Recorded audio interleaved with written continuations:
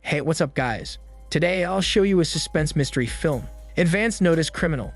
Spoiler ahead, watch out and take care. The movie begins with a man wearing a newspaper mask on his head. He explains that whatever he's doing, he isn't doing it for himself and claims that he'll change the world. The Metropolitan Cybercrime Division takes notice of this specific man, who goes by the name Paperboy. His third video talks about setting fire to Meals RG Sun, a company responsible for mass food poisoning the month before. Despite the number of people who had gotten sick because of their products, the company didn't experience any repercussions. While in a discussion about possibly tracking the IP address of Paperboy, someone announces that there's news about the fire that happened at Meals RG Sun. The group walks closer to listen. While watching the show, someone notices Paperboy standing in the crowd with his thumbs up. Realizing the seriousness of the situation, the team decides to watch the first two videos Paperboy released. In his first video, he targeted the first victim, a part-time cook at a restaurant. The man liked putting fried roaches on their customers' dishes. We see the first victim bound on a chair, with Paperboy cooking him a meal out of deep-fried roaches. While streaming live, he forces the other man to eat the roaches. His second victim posted a tweet, blaming an abused victim for what happened to her. Upset with his words, Paperboy decides to give him a taste of what the girl went through. The police track down the second victim, and he recounts what Paperboy does to him. While streaming again, he molests the second victim. The man discloses that not only did the police not help him, but they also tease him for what happened. The second victim confesses that the harassment continues and points out that he didn't deserve any of it. The lead detective, called Ms. Detective, leans closer and reminds him that he followed someone without asking where they were going. He must be asking for it, which is the same comment he posted about the abused victim. The group gets a lead on the location of where the recent video was uploaded.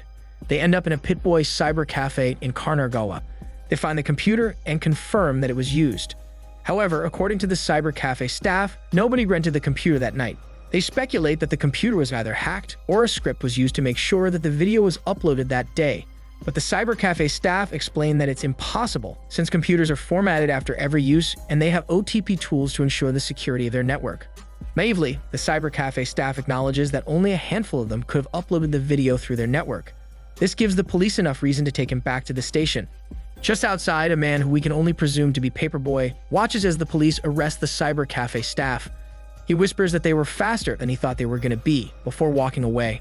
Paperboy's blog's getting popular since everybody sees him as a vigilante determined to keep the public safe. His third victim is an employee of Tokyo Web.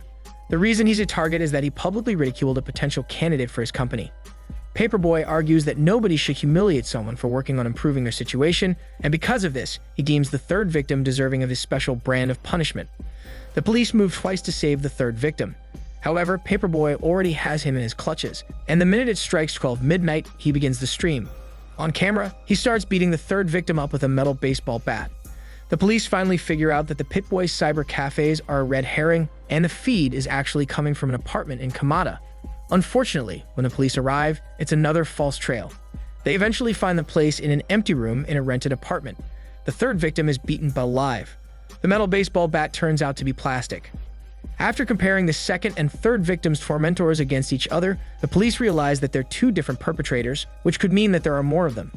We find out a little about the background of one of the Paperboys named Okuta. During work, his co-workers find out that he's close to being permanent in their company. His boss overhears this and decides that this is the perfect time to criticize him in front of everyone, as well as dump a big project on him before he clocks out. While working overtime, Okuta accidentally falls asleep and is caught by his boss. He gets demoted and ends up doing janitorial work at the office. While on break, he accidentally stumbles upon posts from his senior coworkers, all of them insulting him. Okuta leaves his job. He has a hard time finding a new one since he doesn't have a degree. He ends up doing manual labor work for cheap at an illegal garbage dump site. After their work that night, Okuta hangs out with his fellow laborers. They talk about how they ended up with the job they're currently on. We meet Nobita, who is working for the first time ever, Karmsai, who wants to be a musician, Metarbo, who's big-bellied, and Hayuro, who came from the Philippines and is looking for his father. Hayuro then shows them an OTP tool he had gotten while working as a janitor at Cyber Cafe.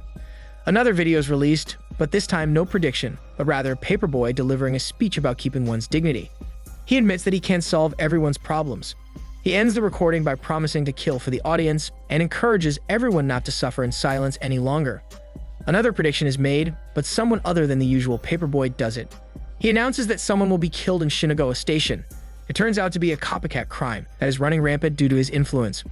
The government sends someone from the House of Justice, named Mr. Justice, to speak on the situation of Paperboy. He announces that giving people the chance to be anonymous encourages everyone to act with misdeed, and comments that poor people use it for evil purposes, hinting that they believe the crimes are being committed by lesser citizens. He proposes that moving forward, everyone should be required to provide an ID whenever they create an account, which would discourage anonymous messages and create an environment where anyone can feel at ease. For his 5th video, Paperboy announces that he will be targeting Mr. Justice since he is a threat to the internet, as the public is entitled to use the network freely. This threat is taken seriously, since the target is an important member of the parliament. The police go all out on safety measures. With the help of the Public Safety Division, the police determine the identity of Nelson Kato Ricard, who turns out to be Hayuro. Wanting to keep up appearances, Mr. Justice attends an event for a newly released energy drink. As everybody starts opening up their bottle, some of them start exploding after the drink interacts with a couple of mints that are released after turning the cap. The police are immediately pinged to Paperboy's location as he does another broadcast. What plays is a video of a small group of people working to fake the results of the poll that Mr. Justice had proposed, which had ended with a ton of votes in his favor. It seems they didn't mean to literally kill him, but rather his political career. The police catch up on Paperboy at the Paperboy cyber cafe he's using. A chase ensues. While running after who they think is Paperboy, Ms. Detective recognizes Okuta and runs after him instead. He eventually loses her at the Canal River, but it's a close call. The Paperboy they arrest is the Paperboy cyber cafe manager of the Roppongi branch. We find out that he had informed Okuta that all Paperboy cyber cafe have been alerted to keep an eye out for him. Back at the precinct, the detective partner, who's mostly the brains behind the Metropolitan Cybercrime Division, informs Ms. Detective that he doesn't think the Paperboy cyber cafe manager knows much about the operation. He explains that he probably sympathizes with Paperboys and shares that he had lost his job after ending up in a hospital, despite working twice as long as the others to be hired permanently. A similar story to Okuta's. Nobita calls the police to leave a tip about Paperboy, revealing that he works with them. He explains that people think they want to punish bad people online. Before he can say more, Okuta comes up to him and asks for the phone. Nobita admits he got scared, but promises he didn't reveal anything important. Okuta only tells him that things will be over soon. In a flashback, back at an illegal garbage dump site, the group talks about what they want in life. Karnsai repeats wanting to be a rock musician. Nobita wants a girlfriend. Metarbo wants to eat sushi that doesn't come from rotary sushi shops, and Okuta wants real friends. They don't reveal Hayuro's dream. We find him next dying because of kidney failure. Hayuro admits that he didn't know how costly it'll be to come to Japan, so he sold one of his kidneys. When he dies, their boss throws a shovel on top of his body and tells them to bury him. In anger at the inhumane treatment, Metarbo takes the shovel and hits their boss with it. Before he can do further damage, the group takes one hit each. They burn the shack with their boss body in it while saving Hayuro's. This is when Okuta proposes if they want to make a difference. For their 6th and last video, Paperboy reveals the objective. He reveals that there are 4 of them, and because of their punishment, innocent people were arrested. He acknowledges that they seek refuge on the internet as saviors and must be punished as well. He discloses that they will be committing suicide in 24 hours, which will be streamed. Meanwhile, the detective partner declares that he found Paperboy's location, which is in Paperboy's cyber cafe in Yokohama. The police rush to go. Karnsai is working for the Paperboy cyber cafe in Yokohama. Okuta passes by, and this time, he signs off the cyber cafe's log sheet with his real name. The police pass over them as they're driving away. The Public Safety Division finally identifies the group, and what they think is their true intention, which is to send a message. They find Karnsai disappear on his first day of work at the Paperboy cyber cafe. Metarbo worked under the command of Mr. Justice. They also established Nobita as the anonymous caller. At Okuta's former office, his former boss and colleagues pretend they don't know who he is. Ms. Detective is leaving when the janitor tells her that Okuta was taken away in an ambulance after vomiting blood and fainting. He confesses that he felt bad for Okuta and was about to speak ill of the company, but decides not to finish the thought. Investigating further, she finds out that Okuta had no health insurance when he was taken to the hospital and had to pay for it himself. The nurse discloses that he was always on time with his payment. She then goes to one of the job agencies where a guy in glasses tells her that Okuta came for an interview, but he declines remembering him. Outside, she walks up to a couple of people to ask them what a person does if they can't find a job in the agency. They direct her to the man who had hired the group. He tells her that he doesn't remember Okuta and declares that he offers jobs to a lot of people, most of whom are illegal immigrants. The Metropolitan Cybercrime Division, with the help of the Public Safety Division, looks into the Nelson Cotterickart name that was often used when Paperboy uploaded a video. They find Hayaro's Filipino mom, who worked in a bar that hired foreigners. During her time there, she was intimate with one of the members of the House of Representatives. After admitting that she's pregnant, he disappeared. They assume that Hayaro's father is the one controlling Paperboy. By the beach, Okuta informs the others that it's time to put their plan into action. Carnsai claims that it's the most satisfying moment of his life. Metarbo comments that he has become sentimental. Carnsai only smiles and announces that they should do something great.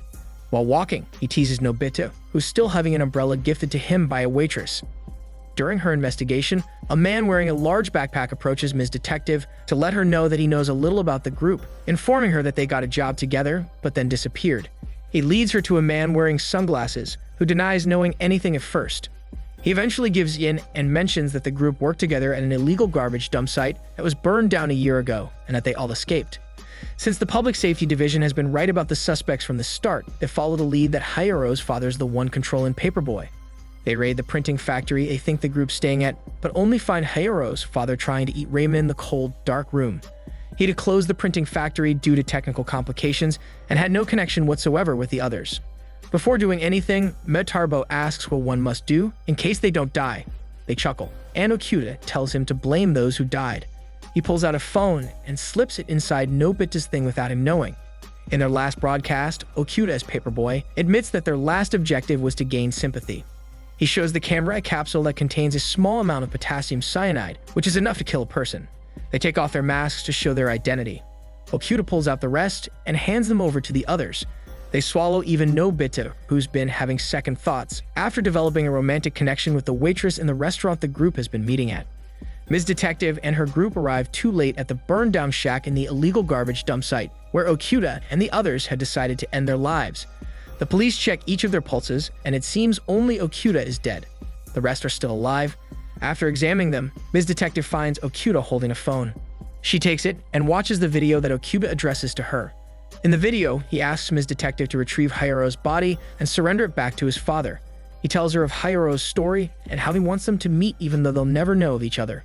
It turns out their real objective was to cause a disturbance, enough for the police to investigate everyone's identity and find Hayaro's father, which is why they used Hayaro's name. The video cuts to Hayaro's video of the night where Okuta was asking everyone what their dream was. Hayaro talks about wanting to find his father. He tells Okuta that once he does, he will call him Dad. There's a childish glee on Hayaro's face as Okuta interviews him. He asks if Hayaro is not mad at him for abandoning him. Hayaro thinks for a moment, but denies this. He reiterates that he'll find his father and call him Dad. Furious, Ms. Detective yells at Okuta's body and asks him if that's the only thing they wanted, why they didn't ask for help. While hugging Okuta's body, she maintains that it's still worth living in this world. She cries. The others wake up at the hospital, and the police play them a video taken by Okuta where he's threatening them to agree to his plan. They ended up blaming Okuta for what happened, even though the guilt can be seen on each of their faces. The movie ends with the full scene of what happened in the video. Without their knowledge, Okuta recorded them, admitting that he planned everything. It was a ruse because he meant the surprise birthday celebration he planned for Metarbo and not the actual plan as Paperboy. But this was enough for the group to plead innocent and continue on with their life. This is Daniel CC Movie Channel. Stay safe and enjoy your day.